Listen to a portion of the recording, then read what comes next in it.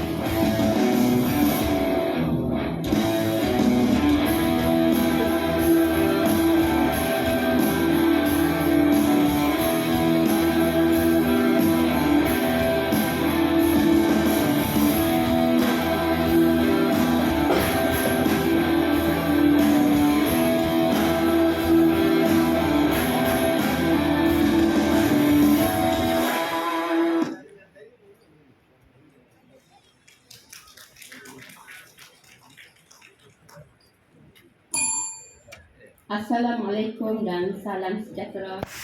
Membuka kata lidah bicara. Izinkan saya memulakan cerita. Semoga pembentangan disambut ceria. Terima kasih pemuda cara majlis yang berusaha barisan pensyarah-pensyarah, pensyarah pembimbing yang arif lagi bijaksana, pensyarah-penilai, rakan-rakan serta yang dihormati tuan-tuan dan puan-puan yang saya tidak nyatakan namanya di sini, tetapi ianya tidak menghilangkan rasa hormat saya kepada tuan-tuan dan puan-puan.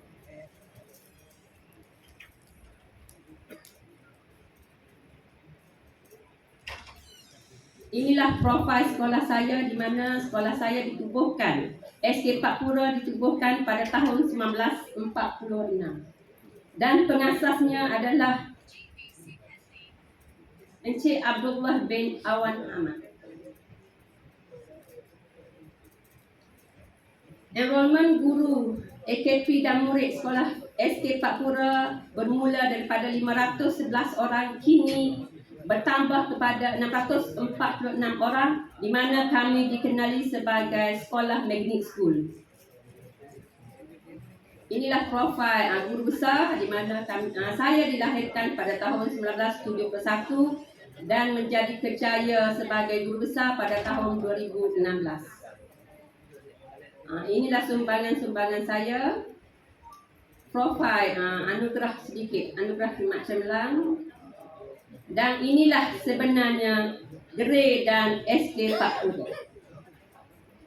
Di mana kami bermula, SK Pakpura datang ke grade di Estek dan juga IAB Utara, sehingga kini daripada fasa 1 hingga fasa 5. Kami bersemuka, khusus bersemuka, adanya penanda arasan dan sandaran industri dan juga pelaksanaan perkongsian projek dan seterusnya PLC di PPD Bacok, dan inilah dia polikimnya. Dalam sandaran industri, saya telah memilih satu nilai yang ditawarkan dalam amalan korporat, iaitu Commitment to Excellence, yang diwar-warkan dan diadaptasi daripada Nazawa.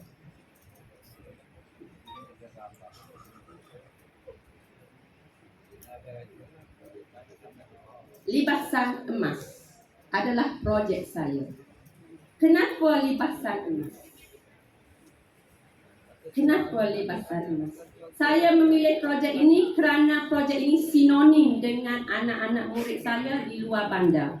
Mereka menjadikan permainan sepak takraw ini adalah sukan masyarakat setempat. Jadi, tetapi walaupun dia sinonim dengan masyarakat setempat, tapi tidak boleh pergi jauh. Bermain sekadar keluarga, riadah, waktu petang, tetapi tidak boleh menyumbang kepada kemahiran yang lebih tinggi, kerana rata-rata di Kelantan lah. Di Kelantan ni dia memang berminat. Mereka memang berminat bermain sepak takraw pada waktu petang. Jadi saya ambil kekuatan itu dan saya dengan grade inilah saya nampak daripada peluang yang kecil kita bina dan bawa dia kepada peluang yang lebih besar seperti mana Nazawa. Okey. Dan isu yang kami pilih adalah pencapaian murid dalam permainan sepak takraw rendah. Dan objektif utama ada 3, iaitu 1, memberi bimbingan dan pendedahan kepada murid-murid tentang kemahiran asas dalam permainan sepak takraw sebanyak 2 kali seminggu, bermula bulan Mac hingga Ogos 2023. Di sini kami menggunakan pada hari petang Rabu dan petang Khamis. Pelapis yang digunakan adalah bermula daripada murid darjah 3 sehingga darjah 6. Seterusnya, objektif yang kedua ialah memberi peluang kepada murid-murid untuk menyertai pertandingan sekurang-kurangnya 2 kali setahun. Ini penting untuk murid-murid tahun 6 khususnya boleh memberi nilai tambah kepada murid untuk membawa dalam PAJSK mereka. Dan seterusnya, objektif yang ketiga ialah menjadikan permainan sepak takraw sebagai satu daripada 3 permainan etos sekolah saya. Selain daripada rugby dan hoki. Rugby dan hoki ni dia kos yang mahal. Tetapi takraw dekat di hati kami di SK Pak Pura kerana dianya mesra rakyat. Okay. Identifikasi projek kami menggunakan punca pada mengesan masalah dalam pencapaian murid untuk permainan sepak takraw rendah ini. Kami menggunakan di SK Pak Pura menggunakan tulang ikan isyakawa, dan seterusnya kami juga menggunakan analisis SWOT dan juga penjanaan tone metrik. Dan yang paling istimewa apabila saya dan rakan-rakan kami mempelajari Grail ini, melalui Grail saya mempelajari Canvas model bisnes SK Pak Pura, dan saya memfokuskan dua perkara utama dalam paparan model bisnes ini. Model bisnes ini telah memudahkan kami sebagai peneraju sekolah, memudahkan gerak kerja kami dan tim kami di SK Pak Pura, di mana satu paparan sahaja merangkumi semua. Okey. Dan di sini melalui model bisnes ini saya memfokuskan kepada dua. Satu iaitu rakam kongsi utama dan juga nilai yang ditawarkan. Kenapa rakam kongsi utama? Sebab sebelum grade, rakam kongsi saya hanyalah dalam setempat saja, dalam komuniti yang kecil, alumni, macam tu saja, rakam komuniti kecil saja. Tetapi bila saya melalui proses grade, saya nampak, oh rupanya syarikat swasta kita boleh pergi. Oh di sini pejabat menteri besar kita boleh pergi. Rupa-rupanya Maiden pun boleh pergi. Jadi di sinilah Grey telah mengajar saya membuat jalinan dengan gabungan sepak takraw Kelantan, iaitu Gasta. Dan nilai yang saya tawarkan untuk SK Pak Pura mengambil daripada Nazawa ialah commitment to excellence. Okey, inilah schematic diagram untuk SK Pak Pura, di mana Big Y-nya adalah pencapaian murid dalam permainan sepak takraw. Litawat adalah co-curricular dan Beta X ialah libasan emas. Dalam libasan emas inilah aktiviti-aktiviti yang kami nyatakan semasa dalam Carnival tadi yang kita pancarkan dalam montas tadi, iaitu klinik libasan emas, pertandingan libasan emas, Carnival libasan emas, kios libasan emas bersama bintang dan juga penjualan jersey libasan emas. Di mana di sini sebenarnya kami gabungkan dia dalam 3 hari, iaitu Carnival libasan emas. Di sinilah sebenarnya kekuatan Grey, di mana kita organize semua tu dalam satu program saja, iaitu Carnival libasan emas. Ini adalah kerangka projek kami. Senarai aktiviti. Kos. Selalunya sebut kos kan. Kos ni sebenarnya kalau nak kata dalam libasan emas ni adanya kos sebenarnya, tetapi disulami dengan penjualan kupon semasa Carnival. Jadi 4,000 tu dah ada sebelum adanya Carnival lagi. Kami mendapat untung daripada jualan jersey dan juga hasil pendapatan kami daripada jualan jersey dan juga jualan kupon. Inilah dia senario semasa Carnival libasan emas, iaitu saya fokuskan kepada bersama bintang.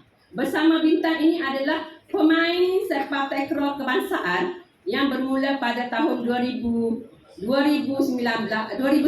hingga bekas pemain kebangsaan. Tetapi kalau rakan-rakan di Kelantan dikenal ni Rokman bin Mustafa atau dikenali dengan Khmer 15. Inilah pengawalan kami, di mana kami menggunakan catakan dan juga borang OPPM. Dan akhir sekali adalah penilaian dan impak. Semasa kami menjalankan projek libasan emas ini, kami telah terpilih untuk murid tahun 3 hingga tahun 5, iaitu melalui projek pengukuhan sepak takraw negeri Kelantan. Itulah impak yang sebenarnya kami dapat apabila kami kami sasarkan tahun 6. Tak, tapi boleh tahun lain. Tu serampan 2 mata lah. Dan juga akhir sekali untuk komuniti, dia dalam karnival ini kami berjaya menarik penonton atau pengunjung seramai 2,800 orang.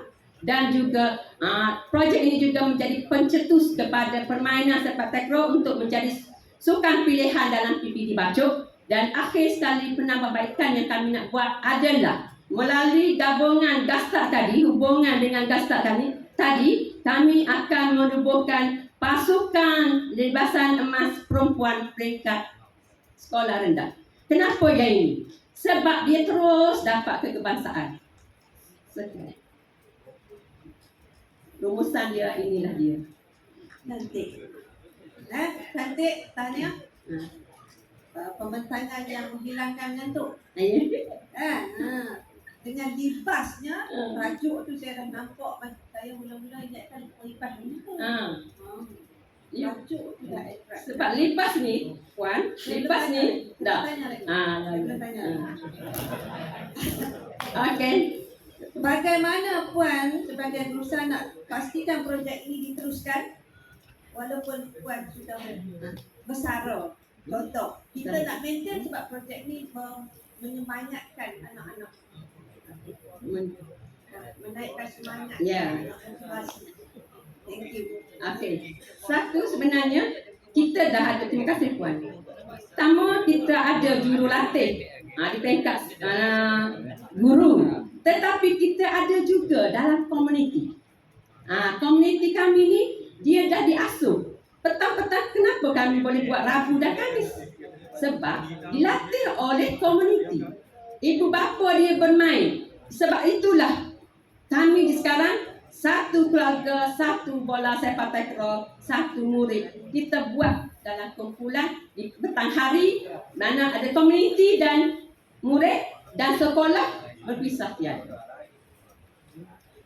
Comel lah, tak nak belakang. Lari. Ini saja.